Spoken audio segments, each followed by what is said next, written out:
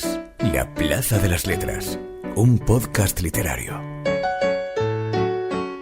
En efecto, La Plaza de las Letras, y vaya por delante mi perdón por esta voz trompetera que tengo.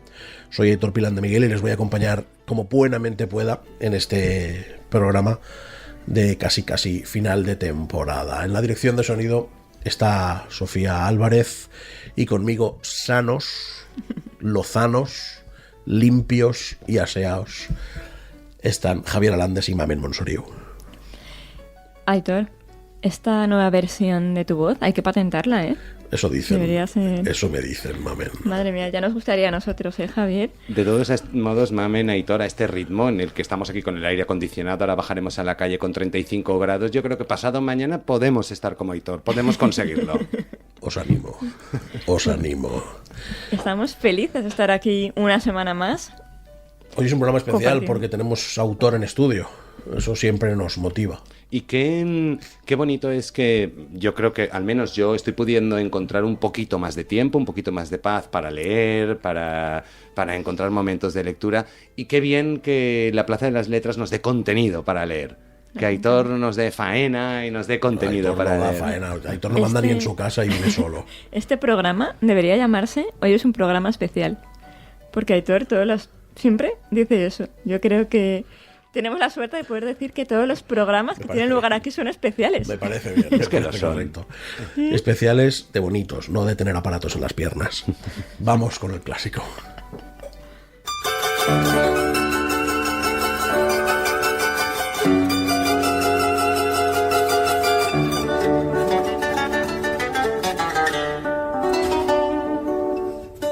El clásico recomendado.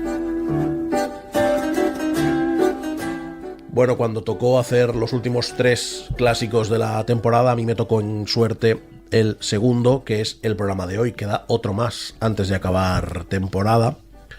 Y a mí me dio por irme a Jules Verne, que aquí en España durante muchos años fue Julio Verne, por aquello de que los nombres se castellanizaban, que es una cosa terrible.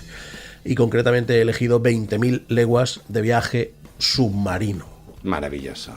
Es un librazo, ¿eh? Maravilloso. Librazo en cuanto a amplitud también. También. ¿Tú sabías, Aitor, que forma parte de una trilogía? Y que sin embargo es el que ha pasado. Pues mira, no lo sabía. Para eso tenemos a la librera de confianza. Ese dato no lo tenía. Pues forma parte de una trilogía junto con otros 2 títulos que son Los hijos del Capitán Grant y La isla misteriosa. Fíjate, Los hijos del Capitán Grant sí me lo he leído, pero el otro no. Pero sin embargo, este ha pasado como título único. Es tan librazo como tú dices que... Fíjate que en esa... desconozco cuál es la relación de Los hijos del Capitán Grant con 20.000 leguas de viaje submarino y con La isla misteriosa. Lo que sí que es cierto es que Julio Verne, hizo algo que estamos muy habituados a día de hoy, pero él lo hizo a finales del siglo XIX. Y es que vemos un personaje maravilloso en 20.000 leguas de viaje submarino, que es el Capitán Nemo, pero no acabamos de conocer mucho de él. Y nos deja un cliffhanger que nos lo resolverá en La isla misteriosa. A mí hay otro personaje que me gusta bastante mucho también, que bastante mucho, madre mía. Ahí estamos, es el programa literario. Que es Farragut.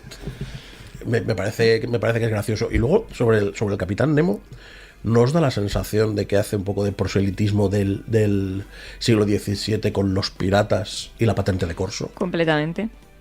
Pero es que, sí, me lo parece, pero me lo ha parecido en las lecturas en que yo he sido más adulto. Claro. En las lecturas en la lectura adolescente, aquella primera vez que yo me leí 20.000 viajes, mira, viva el programa literario. Sí. Ya he dicho que iba a ser un programa 20.000 leguas, no caes en esas cosas. Yo recuerdo además que lo leí porque vi una película animada y me impactó la escena del calamar gigante, del pulpo gigante que envuelve el submarino. Y entonces a raíz de ahí me lo leí. Es un libro, yo no sé qué opináis, pero que a día de hoy sería difícilmente publicable. La aventura es maravillosa, pero la extensión de descripciones, de criaturas, del fondo marino... Pasan cosas todo el rato, la historia se va enrevesando, se soluciona un problema, aparece otro... Es verdad que hoy en día solamente ese libro podría ser una trilogía. Sí, solo este libro podría ser una trilogía. Valga como dato de la longitud que finalmente se publicó como folletín, como casi todos los clásicos en esa época, desde el 20 de marzo del 69 al 20 de junio del 70. Estuvo un año publicándose semanalmente, taca. Pero, sin embargo, en España se publicó todo de una tirada. Correcto. En 1869. Se cree que por una posible amistad entre Herzel y Guimera. Bueno, tiene sentido. Bueno, y os voy a dar un dato que me ha parecido súper curioso. Hay ciertos libros, entre ellos ciertos clásicos, que se fueron publicando a capítulos en las revistas del momento. Ya hemos visto que ahora... el Conde de Montecristo, por ejemplo, fue uno de aquellos casos. Sí. Os voy a dar un dato así un poco millennial. ¿Sabéis a qué equivaldría esto hoy en día, no? Al Wattpad. Sí, bueno, correcto, claro. al Wattpad, efectivamente. Creo que ha sido incluso demasiado millennial para mí, ese dato. Bueno, yo aprendí lo que era Wattpad hace 3 meses. O sea, que Pues bueno, Wattpad es una plataforma donde los autores tienen la posibilidad y la oportunidad de darse a conocer publicando capítulo a capítulo de la novela o del libro que van escribiendo. Pues esto mismo ocurría antes, por supuesto, en otro formato, de otra manera, con otro público, sin internet, todo papel, como debería ser. Pero, para que veáis. ¿Y de qué va? 20.000 leguas de viaje, el viaje submarino. Es una obra narrada en primera persona por el profesor francés Pierre Aronnax, notable biólogo, que es hecho prisionero por el Capitán Nemo, que es este personaje mítico que ha trascendido a la historia de la literatura y que es conducido por los océanos a bordo del submarino Nautilus, submarino, por cierto, inventado, diseñado y construido por el propio Nemo. Evidentemente, la historia comienza con una expedición a bordo de un buque de la Marina de Guerra estadounidense que no puede tener un mejor nombre. Abraham Lincoln, ¿vale? Efectivamente, cuyo almirante es Farragut, que es un personaje que a mí personalmente me parece delicioso, que busca dar, evidentemente, caza a ese calamar gigante, aunque no sepan lo que... Esa criatura que está hundiendo barcos, ellos están buscando una criatura que hunde barcos. En ese momento se topan con Nemo, aparece Nemo, y a partir de ahí, como tú decías, Mamen, una ingente cantidad de descripciones súper detalladas, preciosistas algunas, sobre escenas marinas, paisajes submarinos, tramas dentro del submarino, bastante pesado. ¿Por qué creéis vosotros que este submarino se confunde con un ser marino? Un monstruo marino. Ahí va. Por el desconocimiento que en la época hubiera de que existiera un artefacto así. Sí, pero en varias ocasiones dicen como que el marino reacciona cuando se le ataca. Está claro que el ser humano puede mover el timón y dirigirse hacia quien le está atacando. Absolutamente. Pero para que veáis que en ese momento, cuando te encontrabas un cuerpo extraño, ¿no?, bajo el agua, lo primero que pensabas era que era un animal que te iba a atacar, un monstruo, algo que probablemente solo existe en la imaginación. Bueno, pero es que eso lo hacemos a día de hoy también. Correcto, o sea, no los adultos, que tenemos más formación, como decías tú, Javier, pero es verdad que cuando tienes 8 años y estás en la playa y te toca una bolsa... O sea, y a mí ahora también, ¿eh? Y a mí ahora también. En cualquier caso, adelante. En esa primera peripecia que es el ataque del submarino al Abraham Lincoln, quedan como náufragos Pierre Aronnax, Conseil, que es su ayudante, y el arponero que llevan a bordo para cazar a esa bestia marina, y es cuando Nemo los introduce dentro del submarino y los retiene bajo su voluntad. O sea, es un secuestro en toda regla. Es de hecho un secuestro pirata. Sí, efectivamente. Ahí podemos ver las reacciones de esos 3 personajes que están secuestrados, como tenemos desde la voluntad de fugarse desde el primer momento, que es la de Ned, la del arponero, hasta un clarísimo síndrome de Estocolmo de Pierre Aronnax, que, científico como es, está anonadado con todo lo que ha inventado, con la biblioteca que tiene el Nautilus, con los avances tecnológicos que Nemo ha conseguido introducir. ¿Es la primera novela ecologista de la historia? Porque, ojo, que hace apología de la violencia la novela y de la guerra, pero al mismo tiempo es la primera novela ecologista de la historia. No lo sé, porque existe esa tradición americana de James Fenimore Cooper, Nathaniel Hawthorne y demás, que narran esas aventuras de los nativos americanos que son ya en sí son muy ecologistas, muy sostenibles, pero evidentemente es una novela que nos muestra que el mar es ese territorio inhóspito, inexplorado todavía, lleno de a saber qué, entre ellos criaturas terribles. Bueno, que al final los miedos... Además, ¿en qué persona está contada, Javier? Está contado en primera persona y está contado por Pierre Aronnax, que es ese profesor, ese científico que es secuestrado. ¿Y está contado a tiempo real o en pasado? Ojo, examen, ¿eh? Esto me parece muy injusto para el pobre Javier. ¿Cuándo os leísteis esta novela? De chavales, como todos. Entiendo. Sinceramente, ayer. Hola, soy Mabel Monsorio y ayer me leí 14.000 páginas. Yo tendría 15 años además. Yo creo que era esa... Yo tenía heredé la colección de novelas ilustradas de Bruguera. No sé si recordáis aquella edición, donde te narraban, tenías varias páginas de texto y cada X páginas había una página que era como de cómic, había unas viñetas y demás que reforzaban lo que habías leído. Yo no he vivido eso. Millennial. Bueno, de hecho, millennial no, porque yo soy el último millennial. Por la generación, tú no sé qué eres. Yo no soy millennial. No, tú no eres millennial. No, tú no? naciste después del 82, tú no eres millennial. El último millennial me ha sonado a peli de Bruce Willis. Hablando de pelis, ¿no tenemos aquí adaptación? Absolutamente, hay maravillosa, llena de estrellas de Hollywood, donde... Del Hollywood dorado. Del Hollywood dorado, donde Ned Land es el eterno Kirk Douglas, y donde, si no recuerdo mal, Nemo es Richard Burton. No tengo constancia. El del cine eres tú. Richard Burton, creo recordar. Yo soy el de la voz alcohólica. Una maravillosa película. Además, a medida que yo recuerdo esa primera lectura, Aitor Mamén, donde las aventuras es lo que te marca. Absolutamente. No piensas en esa tiranía o cierta tiranía del propio Nemo. No piensas en ese individualismo libertario que él tiene, en esos deseos de venganza, porque Nemo es un tipo cargado de sentimientos oscuros y venganza. No es un buen tipo al que tener como amigo. No. Pero en esa primera lectura lo ves como ese avanzado, ese aventurero, ese tipo excéntrico que se embarca en esas peripecias. ¿Y te gusta? A mí me gustó el personaje. Sí, totalmente. Déjame que os haga una pregunta para terminar el clásico de esta semana. Dime. Y esto es opinión sesgada, no solicitada, ¿es el primer agente secreto de la literatura? ¿El Capitán Nemo?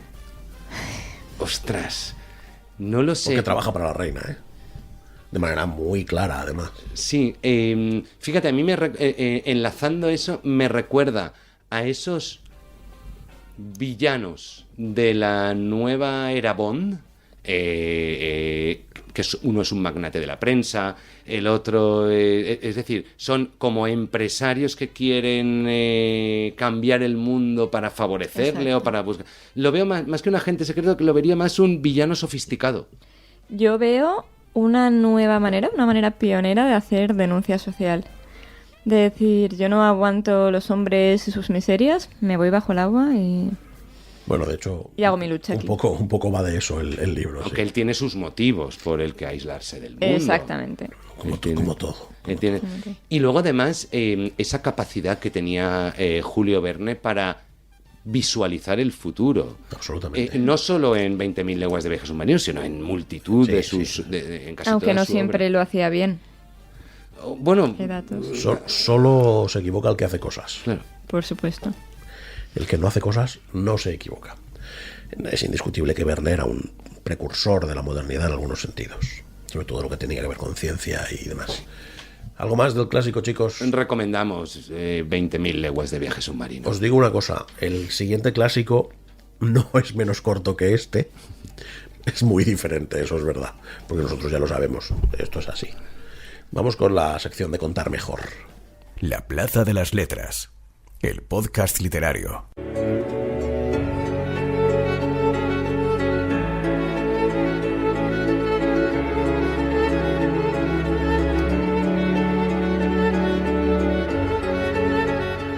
Javier, ¿de qué viernes a hablarnos hoy? Me estoy muriendo en directo. Bueno, pues, ¿os acordáis en el anterior capítulo de qué hablamos? Hablamos sobre el conflicto. Por supuesto. El conflicto es esa trama principal que hace avanzar la historia, que le da sentido, que la mueve, ¿no? Que le da ese objetivo a nuestro protagonista, a nuestra protagonista, para continuar adelante. Pues hoy vamos a hablar de algo que es también absolutamente necesario a la hora de contar una historia, que son las tramas secundarias.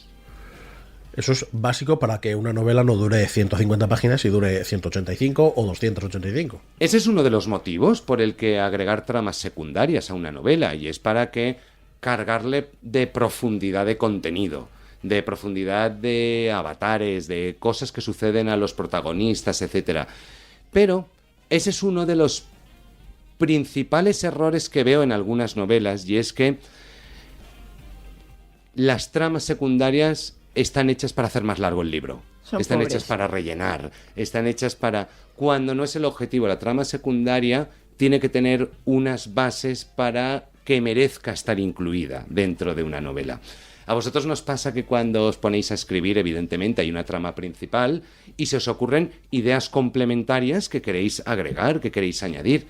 ¿Todas merecen la pena ser añadidas? No, para nada. No. Hay que utilizar muy bien el colador, porque si no acabas metiendo tramas que tampoco le aportan. Yo lanzo una norma para esas tramas secundarias, para cuando tengamos una duda en si vale la pena introducirla o no. Y es preguntarnos, ¿esta trama sin duda va a ayudar a crear el clímax final o va a afectarlo de algún modo? Si es así, probablemente merece la pena incluir la trama. Pero es que además, las tramas secundarias nos dan una mayor profundidad en los personajes. Nos ayudan a conocerlo mucho más. Y ahí es lo que otras veces hablamos con el tema de los diálogos. Podemos hacer grandísimas descripciones o, con lo que dice un personaje y sus acotaciones, que incluyan sus gestos, sus movimientos, etcétera, ir conociéndolo. Pues con las tramas secundarias pasa lo mismo. Y yo te pregunto, Javier, ¿es posible que la gente a la hora de elaborar tramas secundarias se centre en la aparición de otros personajes y otras historias? En lugar de reforzar también, aparte de crear cosas nuevas, claro, de reforzar también las aventuras, el pasado, las inquietudes de los personajes que ya han aparecido. Me parece una pregunta súper bonita, Mamen. Mira, voy a poneros un ejemplo de trama secundaria y, cómo no, me voy a ir al cine. Vaya, no lo hubiera dicho nunca, ¿verdad? Marty McFly, cuando sube al DeLorean y se traslada a 1955, desde 1985, tiene un objetivo principal. Y lo dice el título de la película, Regreso al futuro. Su objetivo principal es volver a su época. Es volver a 1985. Ese es el objetivo principal. Pero resulta que antes de irse... Su madre se enamora de él. Y él tiene que conseguir que sus padres se den un beso en el baile porque la foto está desapareciendo. Eso es bastante turbio eso, ¿eh?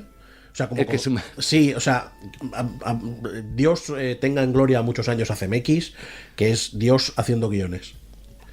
Pero ¿no te parece un poco turbio? Bueno, a mí me parece, después de haber visto, y esto sí que es una absoluta recomendación a vosotros y a nuestros oyentes, si no lo han hecho, para hablar de tramas secundarias, hay que ver la serie Dark en Netflix.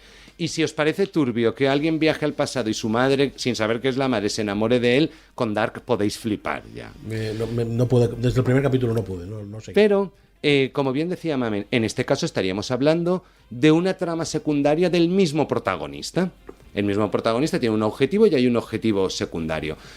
Pero los objetivos principales de los personajes secundarios también son tramas secundarias.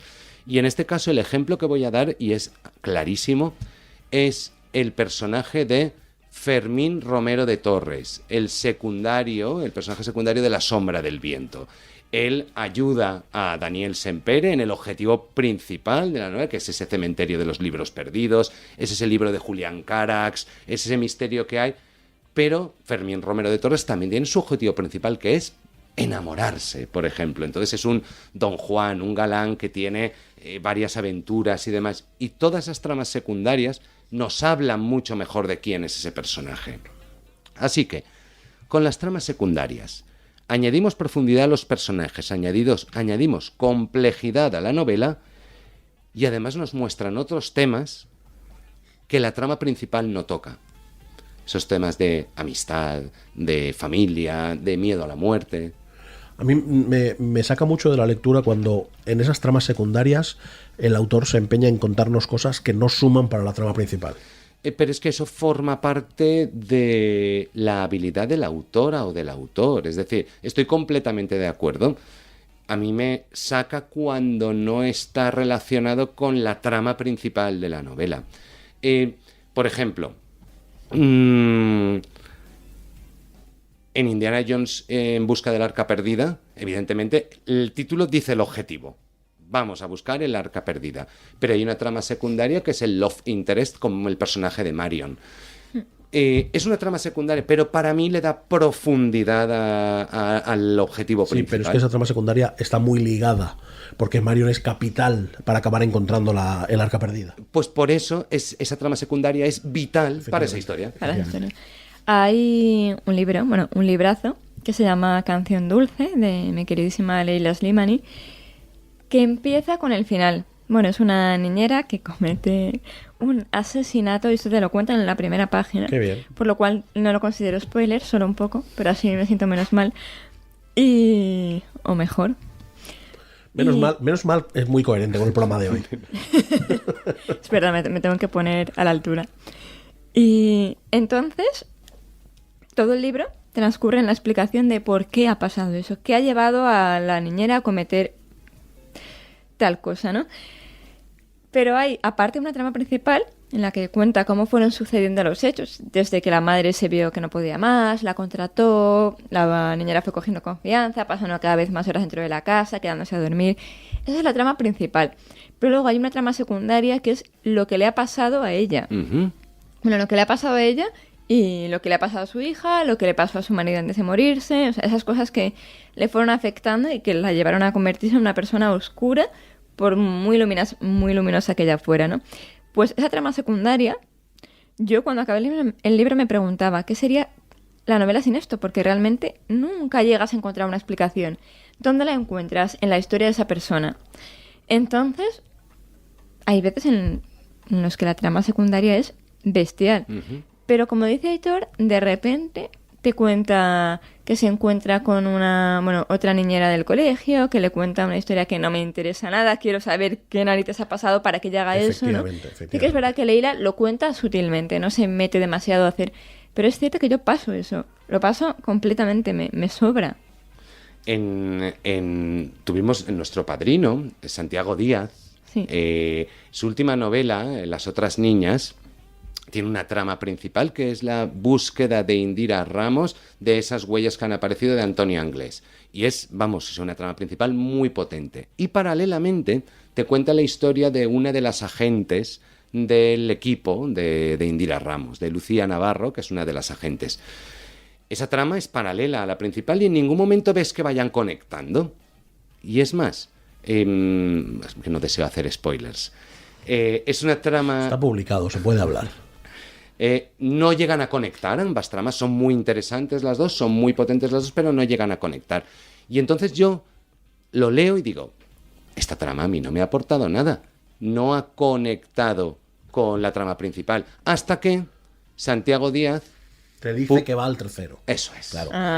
Eso es. Pero eso es porque Santiago Díaz ya lo tiene previsto. Claro. Eso es porque Santiago Díaz ha contemplado esas reglas de las tramas secundarias y además las ha estructurado perfectamente, tiene el inicio, tiene el nudo y tiene el desenlace igual que la trama principal, las incluye en el desarrollo y en algún momento van a afectar al clímax de toda la historia, que no tiene por qué ser, como en este caso, en el mismo libro o en la misma historia. Sabiendo que tienes más páginas para contar, pues permitirme el lujo de hacer lo que quieras. Pero yo me refería a eso de que la protagonista se encuentra con el portero de un edificio y de repente te cuenta que el portero del edificio la mira mal porque es que de pequeño le robaron un bonobús. Mira, señora, el portero la mira mal, se acabó.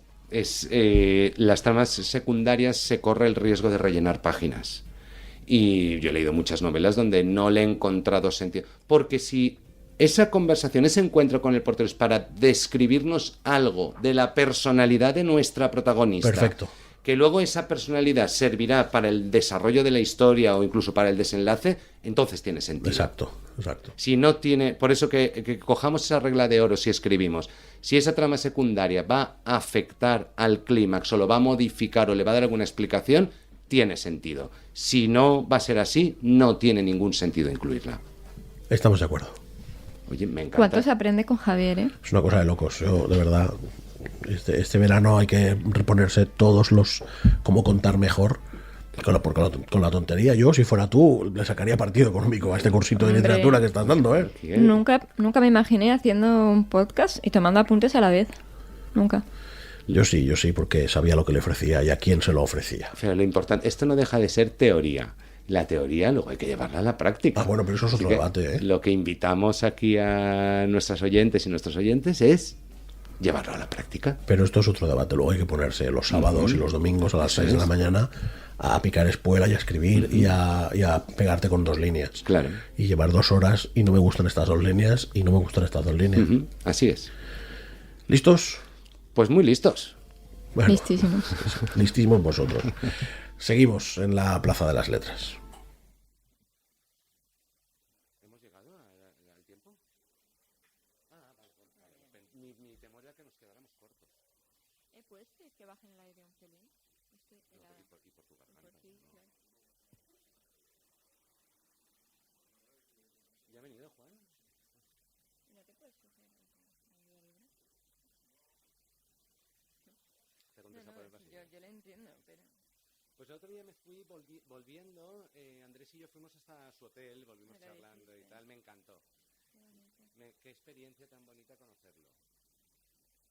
Con Viviana no nos conocíamos personalmente, ya desde ese día ya nos hemos escrito varias veces por redes sociales. Ya. Con Viviana es un amor. Es un amor, es un amor. Súper buena.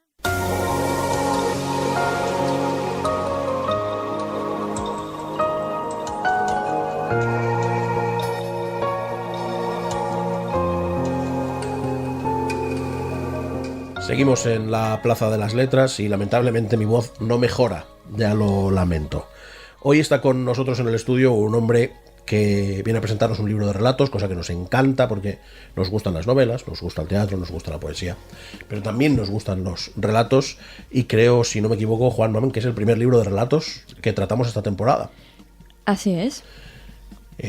Ha publicado libros de poesía y ahora publica el año en el que murió. Ha publicado libros de poesía, ha publicado novelas, ha publicado crónicas, ha publicado narrativa breve. ¿Qué no has publicado todavía? Hola Juan, gracias. Hola. Mendariz, ¿qué tal? ¿Qué tal? Buenas tardes. Muchas gracias por acompañarnos hoy en el A vosotros, estudio. a vosotros, encantado. Lo que solemos hacer a los autores que vienen, hoy viene a presentarnos el año en el que murió John Wayne, luego contaremos por qué ese título y por qué ese año en concreto, porque tiene un motivo muy especial y muy bien relatado en el libro. Pero, ¿qué es lo que la gente se va a encontrar en este libro de relatos, que por cierto se lee en una tarde? Quiero decir, que nadie tema que es un libro pesado, al revés, todo lo contrario, es un libro muy, muy accesible. Sí.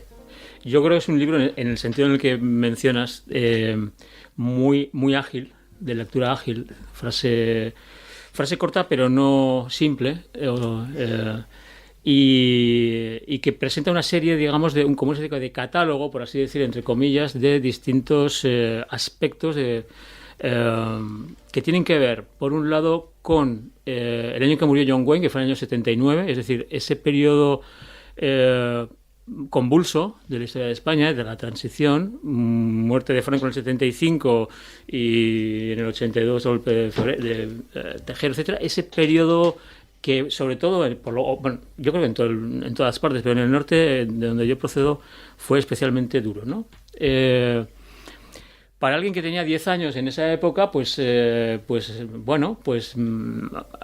veía, escuchaba frases en casa, esto va a acabar mal, la guerra, tal. Y uno se preguntaba, bueno, ¿de qué están hablando los mayores? Es un poco esa perspectiva, entre otras cosas, que hay en el libro. Pero guardas recuerdos de esa época. Sí, claro. Recuerdos tan profundos como para plantearte reflexiones de ese nivel. Yo creo que todos los que nacimos un poco boomers, ¿no? Como Sí. nos llaman ahora, ¿no? Yo soy del 65, pero bueno, recordamos cosas, ¿no? Recordamos a Arias Navarro diciendo aquello de Franco ha muerto, con ese gimoteo que le dio, la muerte de Carrero Blanco, muchas cosas, ¿no? Que no entendíamos muy bien a qué respondían, pero que estaban en la convivencia diaria. Realmente. Fíjate que, Juan, me gusta el título, me encantó, me enganchó, el año que murió John Wayne, y es porque creo que las personas asociamos recuerdos a distintas efemérides, quizás, ¿no? Distintos, ¿qué te diré yo? Quizá yo todavía no era consciente, yo soy del 74, no era consciente de eso, pero yo sí que recuerdo perfectamente qué ocurría en mi vida y qué envolvía mi vida en el Mundial del 82 de España, por ejemplo. Claro. Yo era un chaval de apenas 8 años, pero recuerdo perfectamente ser ya consciente de esos pensamientos familiares, de esas conversaciones. ¿Qué hilo conductor, aunque son distintos relatos, pero qué hilo conductor crees tú que es el que has tratado de exponer a los lectores con cada uno de esos relatos? ¿Qué los une a todos ellos? Yo creo que hay varias vigas maestras. Una de ellas, en el año en que murió John Wayne, como digo, es el año 79, pero que marca, digamos, una cierta cronología de los relatos. Hay algunos que se desarrollan posteriormente, ¿no? Pero el aspecto, digamos, de un homenaje, digamos, a la figura paterna que está implícito en el título. O sea, esa especie de John Wayne, como ve quizá todos los chicos a su padre, ¿no? Casi un gigante, ¿no? Casi alguien fuerte, protector, etcétera, ¿no? Y que luego cae y tiene que ser revelado y relevado por el hijo, ¿no? Relevado y revelado me pasa siempre. De hecho, el relato que más me ha gustado a mí ha sido el de los diarios de papá, que está compuesto por 10 relatos. Me gusta mucho porque además, bueno, ahora nos contarás cuánto de autobiográfico tiene todo esto, que yo apostaría porque bastante, pero además se nota, y sobre todo lo he apreciado en ese relato, la gran voz poética que tienes. O sea, es imposible ocultar, por mucho que te metas en el género de la narrativa, se nota que has publicado diarios y se nota la metáfora que llevas dentro y que no puedes evitar. Sí. De hecho, tengo que frenarme un poquito a veces. Y creo que en este libro lo he conseguido. O sea, he conseguido un poco esa voz que yo pretendía, en la cual no renuncio, digamos, al latigazo poético o metafórico para describir algo, y a la vez no renuncio a que la trama continúe, que haya algo que atrape al lector por la solapa y lo arrastre, ¿no? Y efectivamente, claro que hay elementos autobiográficos, ¿no? Sí, en algunos nada, y en otros hay una presencia importante de mi experiencia personal, ¿no? Dale. ¿Qué nos dirías del género del relato? Tú que has publicado en tantos géneros. Aquí empiezas relatos de maneras muy diferentes, ¿no? Sí. Empiezas con un hecho histórico, empiezas con un acto cotidiano, empiezas con algo que surge de tu imaginación. ¿Qué te hace sentir cómodo en este relato? ¿Lo elegirías frente al resto de géneros? Cuéntanos. Yo es que creo que cada género tiene su particularidad, ¿no? Efectivamente he escrito diario, he escrito relato, he escrito novela, he publicado novela, poesía. A mí el relato, yo creo que el relato es un género que, en contra de lo que se dice, yo creo que está en un momento bueno, muy bueno. Muy bueno. O sea, se está recuperando afortunadamente y tiene lectores, excelentes escritores de relatos, y editoriales consagradas a hacerse hueco precisamente en este género, ¿no? En este ámbito. Por ejemplo, de espuma, por ejemplo, ¿no? Eso iba a decir. Sí, efectivamente. Y a mí personalmente es un género que me gusta mucho porque me permite, por un lado, utilizar, digamos, esos recursos de intuición poética, y por otro lado, el tratar de condensar una historia en muy pocas páginas, ¿no? Hay otro hilo conductor que es la violencia. También debo decirlo. O sea, yo tampoco quiero asustar a los lectores, pero es así, ¿no? No es un libro violento ni que haga apología a la violencia, pero sí que es verdad que es un libro que, para empezar, hace una cosa que nos gusta mucho en La Plaza de las Letras, y es que no trata al lector como un tonto. Efectivamente. No le explica las cosas de más. Esto es un perro verde y esto es un perro verde, y con esto vas a tener que entender la situación. Exacto. Eso, viniendo de un hombre con esa sensibilidad poética, a mí me parece un ejercicio en el que de verdad has tenido que trabajar. ¿O te ha salido natural? Pues te diré que yo creo que es de los libros que de una manera más fluida he escrito. El primer relato, el año del búfalo, fue un encargo de una editorial y me senté y me levanté, yo creo que a las 2 horas y estaba escrito. Hostia. De una sentada. Otros no, ¿eh? Otros ha habido que trabajarlos y otros han sido escritos con la intención de cerrar el libro, que es el último, que es el que da título al libro, ¿no? Juan, disculpa. Sí. ¿Cuánto tiene de autobiográfico el año del búfalo? Mucho. Mucho. Por desgracia, debo decir, ¿no? Sí. Es un episodio que vivimos mi familia en primera persona en el año 80, exactamente. La amenaza terrorista, una bomba de 30 kilos de goma 2 y la huida de ese verano en el año 80, ¿no? A la costa mediterránea, precisamente. Y efectivamente, claro, ahí hay un componente autobiográfico importante. Lo que pasa que sí es cierto que utilizo ciertos recursos que me permitían no hacer simplemente un testimonio o plantear un testimonio de aquel episodio, sino que tuviera también el poder que te da cierta fabulación y ciertos elementos estéticos que tienen esa potencia. Sí, ¿no? que lo convierten en sutil. Yo creo que la voz poética que llevas dentro es la que te permite precisamente ocultar la parte que quieres ocultar o que no te apetece. Sí, hacer una elipsis, etcétera. Exacto. Sí. Bueno, Juan está dispuesto a asistir a clubs de lectura tanto presenciales como vía online y de hecho nos ha confesado que es una actividad que le gusta mucho. Por si alguien quiere empezar con el género del relato o ya ha empezado pero quiere dar una oportunidad a este libro, creo que además es un libro que puede sacar temas muy interesantes, pues bien, la infancia, que todos necesitamos hablar de eso un poco, ¿no? La infancia, la historia. Yo creo que estaría muy guay elegirlo como libro de club de lectura.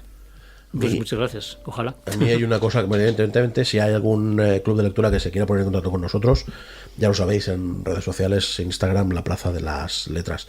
Pero a mí hay una cosa, hablabas antes de la violencia, y yo lo hilo mucho con esa paternidad contada en el libro como la paternidad como herramienta de despegue del hijo. Correcto. Me ha parecido muy elegante la manera de matar al padre. Eso es. Porque te pasas 168 páginas matando al padre. Bueno, varios padres caen por ahí. Pero es un homenaje, ¿eh? ¿No? Sí. Como tú bien dices, no hay inquina ahí.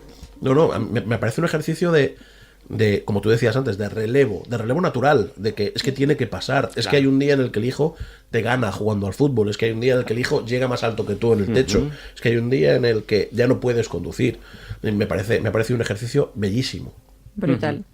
Pero además, desde mi punto de vista, y hilando un poco lo que has comentado tú, que hay esa otra trama principal que es la de, no trama principal, sino tema recurrente, el de la violencia, y es que, sin ser un libro donde ocurren cosas violentas explícitamente, es un clima que se respira a lo largo de todas las páginas. Y nos estás contando cómo puede haber personas que tratan de hacer una vida normal, una vida habitual, una vida, esa conexión con la paternidad, con los hijos, cuando hay un clima detrás de una cierta violencia, y eso se palpa a lo largo de todas las páginas.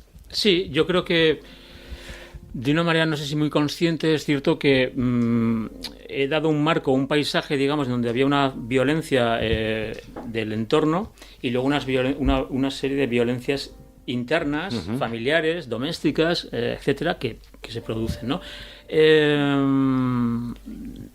Sí, yo creo que es una buena perspectiva la que das. Sí. Juan Gracia Armendáriz nos ha presentado en el estudio hoy el año en el que murió John Wayne, y la última, que te voy a pedir que sea cortita, sí, es ¿por qué ese título? ¿Por qué te has ido a 1969-1980? Bueno, porque marca, digamos, una cronología personal y una cronología literaria de la narración, aunque, como decía antes, hay textos que incluso son que hacen referencia a acontecimientos muy posteriores, 2004, 2006, etcétera, ¿no? Pero digamos que es un poco el inicio de cierta memoria personal y que creo que es compartida, que no es única, ¿no? Es decir, nosotros en el colegio, por decir algo, no intercambiábamos cromos de futbolistas o de dinosaurios, intercambiábamos cromos de pegatinas políticas, no cromos. Wow. Claro. Y era lo que se coleccionaba.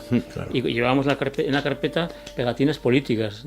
Y disculpa, Entonces eso marca bastante ya cuál es la situación, ¿no? en ese momento tú lo verías como la cosa más normal del mundo. El verdadero Absolutamente. análisis surge décadas después, ¿no? O años después, cuando retrocedes y dices, ostras, ¿cómo es posible que pudiera ocurrir eso? Claro. ¿Cómo estaba mediatizada de algún modo nuestra Exacto, infancia? Exacto. O a tus abuelos decir, bueno, otra vez va a venir otra guerra, ¿no? Y aquello resonaba, ¿no? En las habitaciones, en las casas resonaba. Sí. Para un chaval de 10 años aquello era como, ¿de qué están hablando exactamente? ¿No? Que viene el lobo, que viene el lobo. Eso es. Afortunadamente no llegó. Juan Gracias Mendariz publicó hace un par de meses el libro que nos ocupa y que os recomendamos encarecidamente. El año que murió John Wayne lo publica Editorial Pretextos, y lo tenéis también a Juan en redes sociales y evidentemente ya lo sabéis, seguro que si pasáis por Imperio lo podéis comprar perfectamente. Juan, muchísimas gracias. Enhorabuena. Muchas gracias a vosotros. Muchas felicidades, Juan. Gracias. La Plaza de las Letras, el podcast literario de Plaza Radio.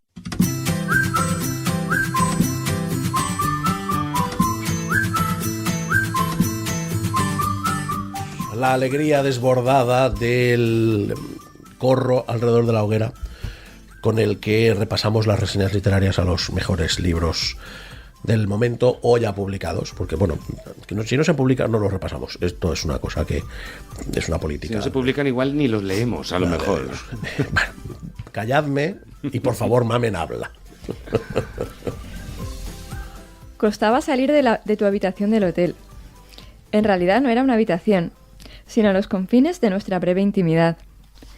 Un espacio emocional en el que cualquier cosa se podía confesar, cualquier deseo podía expresarse, todo se podía imaginar, toda caricia era válida, un lugar efímero en el que siempre nos desnudábamos al entrar y en el que a la vez siempre seguíamos desnudándonos más y más. No bastaba con mostrar la piel, había que enseñarlo todo, contarlo todo, no dejar ningún cajón sin abrir, ninguna oscuridad sin palpar. Ese espacio de intimidad era tan frágil, tan vulnerable, bastaba la mirada cotilla, chismosa dirías tú, de cualquier miserable, para transformarlo en la escena de un crimen, en un pozo de culpas. Bastaba que el ojo de un distante conocido perforara la membrana de ese espacio, para sentir sobre nosotros miles de ojos imaginándonos como el ojo de ese conocido dice habernos visto, y empezar a escuchar el murmullo de los rumores. Qué bonito.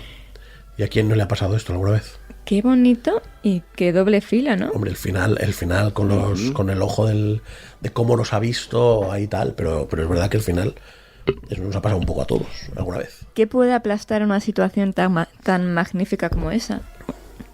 La culpa. La culpa, Claro. sí.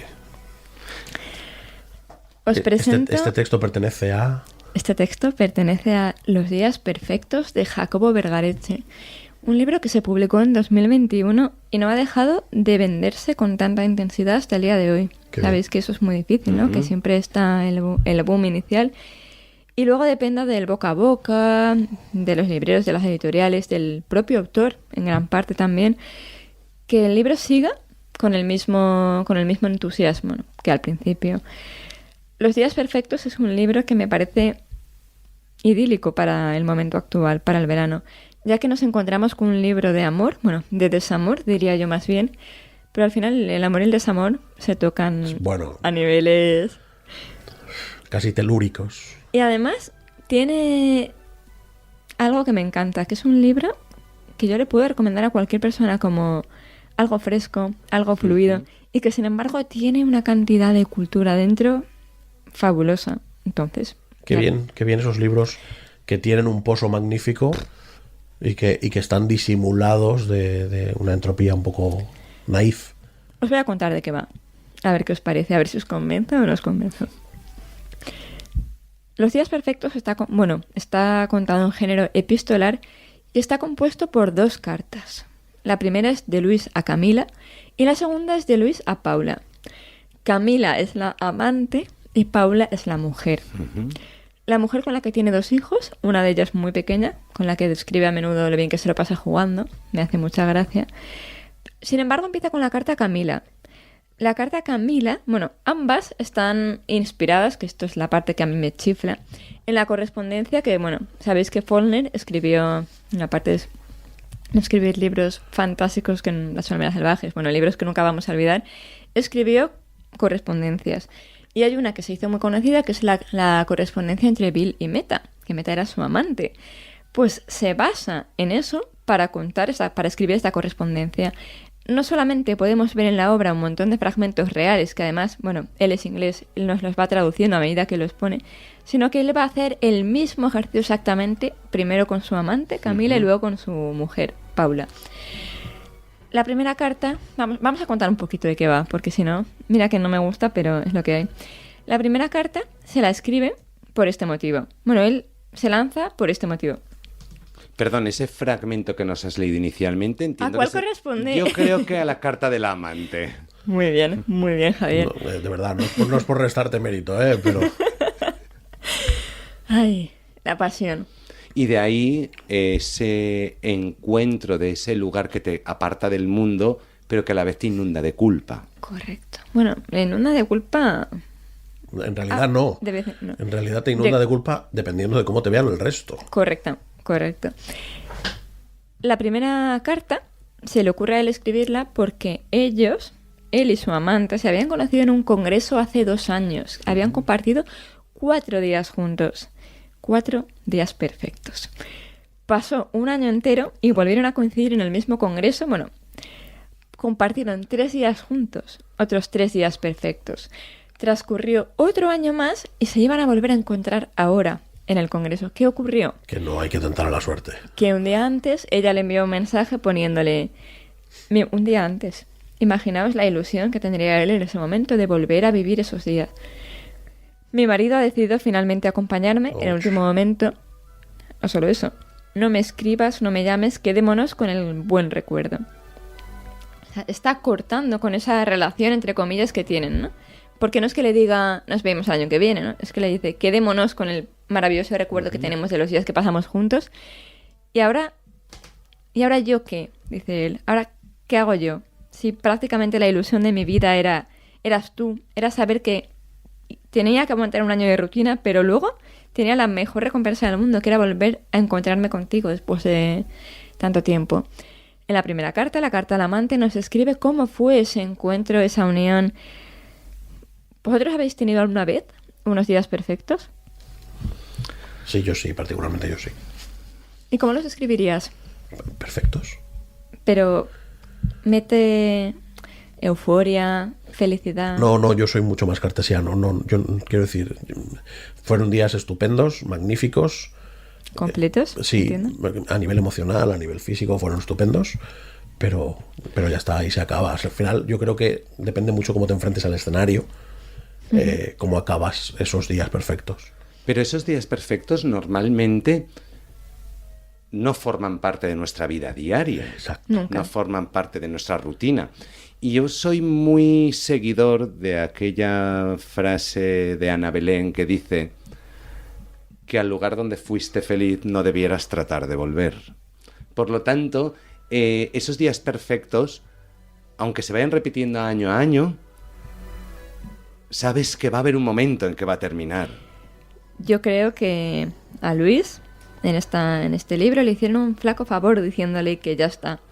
Porque así, bueno, Luis es un personaje de ficción, evidentemente, pero así pudo escribir esto con esa intensidad, porque quizás si se hubieran encontrado durante 10 veranos más, esa intensidad, esa euforia habría desaparecido.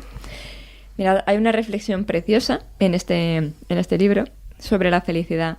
La felicidad cumple, la felicidad perfecta, la felicidad límite, ¿no? Dice que tú nunca eres consciente de que estás sintiendo esa felicidad más que a posteriori. Y que además nunca la puedes vivir, como bien acabas de decir, en tu rutina. Nunca, siempre tienes que irte. Por eso siempre recomiendan, ¿no?, a las parejas, vete, haz algo diferente.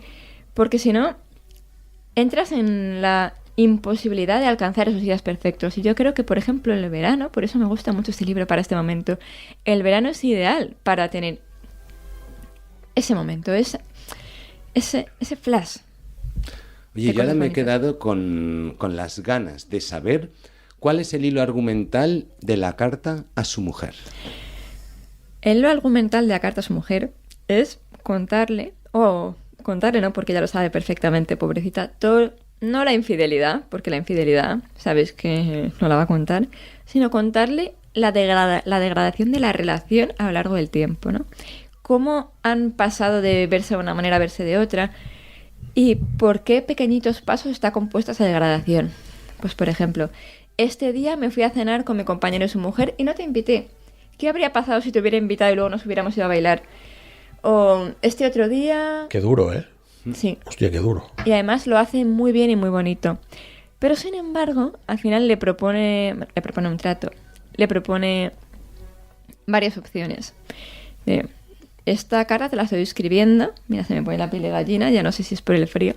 Te la estoy escribiendo porque la vas a recibir tal día, tal hora, te vas a venir a este hotel en el que te estoy esperando. O te vas a quedar en casa cuidando de tus hijos, de nuestros hijos, como siempre haces. O, bueno, le da 3 opciones, la tercera ya no os la voy a contar, ¿no? ¿Y qué elegirá la mujer? ¿Qué elegirá? Porque le está dando la posibilidad de salvar su relación, pero en la misma página le está poniendo que no sabe si quiere que sea salvada. Está diciendo, tenemos estas opciones. Hacer algo loco, pasar unos días perfectos e intentar que fluya. Asumir que hace muchos años que no funciona y que lo mejor por el bien de los dos es dejarlo. Y la tercera opción. Entonces, ¿cómo de duro es eso?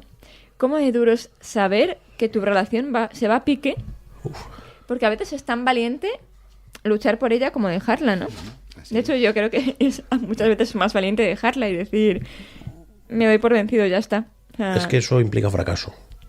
Es un fracaso social relativo, pero es un fracaso. Eso es. ¿Hasta qué punto es un fracaso? Bueno, yo creo que es una victoria. Permitidme un guiño. Tú te vas al cine, yo me voy a la música. Me estabas contando ese hilo argumental y en mi cabeza estaba sonando la canción de Rupert Holmes, If You Like Piña Colada. Porque habla de eso la canción. Habla de un matrimonio que se reconocen en los anuncios de contactos de un periódico y cuando se encuentran en el bar dicen, coño, Maribel, joder, Felipe, ¿y ahora qué hacemos? Y al final deciden irse al Cabo y brindar con champán. Si no la tenéis en la cabeza esa canción, buscadla. Sí, claro, Rupert Holmes, se llama Escape, es de Piña Colada Song. Bueno, muchas gracias por tu recomendación. Yo reflexiono muchísimo sobre este tema porque parece que la sociedad actual nos incita a romper las relaciones todo el rato. Si aquí no estás sintiéndote halagada todo el día, por aquí no es. Si no te hace sentir especial, es que no es tu sitio. No, bueno, es que eso es una falacia como un piano, que todos nos tiramos pedos. Esa es la realidad. Claro, pero entonces yo me pongo en la tesitura de decir, ¿soy demasiado tradicional por luchar por las cosas? No. ¿Debería ser más moderna y...? La pregunta es, ¿dónde está el límite? O sea, exacto. ¿Dónde haces la raya? ¿Dónde, Mamen Monsori o Javier Alandes o yo mismo, dónde hacemos la raya de lo que toleramos? Y esa raya la pones tú en tu caso, la pongo yo en el mío y Javier en el suyo. Y es lícito donde quiera que esté. Y que luego yo creo que hay una parte de la rutina y de los días imperfectos muy bonita, ¿no? Claro. Yo creo que eso está... O sea, que al final si solamente aspiras a quedarte con días perfectos... Es que eso no es. Por eso... Pero es un tema eterno. Es un tema eterno. Es un tema eterno. Pero no tiene respuesta, ¿eh? Es decir, los días perfectos son los que nos tienen que hacer apreciar nuestra vida imperfecta. Porque a lo mejor necesitamos días perfectos que no combinan o no casan con nuestra vida imperfecta. Fíjate que yo le doy la vuelta a la pregunta. ¿Es la rutina y los días imperfectos lo que hacen que esos días perfectos tengan la importancia básica para seguir? Yo creo que es más bien la segunda pregunta. Lo que pasa es que una cosa sustenta a la otra, por supuestísimo. Pero os voy a decir una cosa. Es posible tener con la misma persona, y además en varios momentos, días perfectos y días imperfectos. Y de hecho es lo ideal, de hecho. Claro. Es lo ideal. Y así no te metes en líos. Efectivamente. No te metes en un jaleo. Entonces, ¿cómo molaría, no? Que este libro estuviese escrito a las 2 cartas hacia la misma persona. Sí. Cada 9 de noviembre, como siempre, y sin tarjeta. ¡Oh, qué magnífico! ¡Qué magnífico, Violeta! ¡Qué bien, qué bien! También os digo otra cosa, y ya con eso finalizamos. Si alguien tiene la posibilidad en algún momento de su vida de descubrir que su amor no era la persona con la que estaba, que puede Estar mejor. estar mejor y puede acceder a esa persona, porque no siempre es posible, ¿no? La otra persona también está dispuesta y se quiere atrever y se la quiere jugar. Pues todos tenemos derecho a hacer las cosas y acertar o equivocarnos. Y la vida es muy corta, pero luego que no lloren. Y con esta advertencia nos vamos. Algo más, Mamen, nos callamos y nos vamos ya. Nos callamos. Jacobo Vergareche, Los días perfectos. Maravilloso. Gracias, Mamen. Librazo. Gracias. Javier Lander, muchas gracias. Gracias a vosotros, un placer, como siempre. Yo espero estar bien para la próxima grabación. No prometo nada. La dirección de sonido estuvo Sofía Álvarez. Yo soy Aitor Pilán de Miguel y hacemos lo que podemos. Hasta la próxima.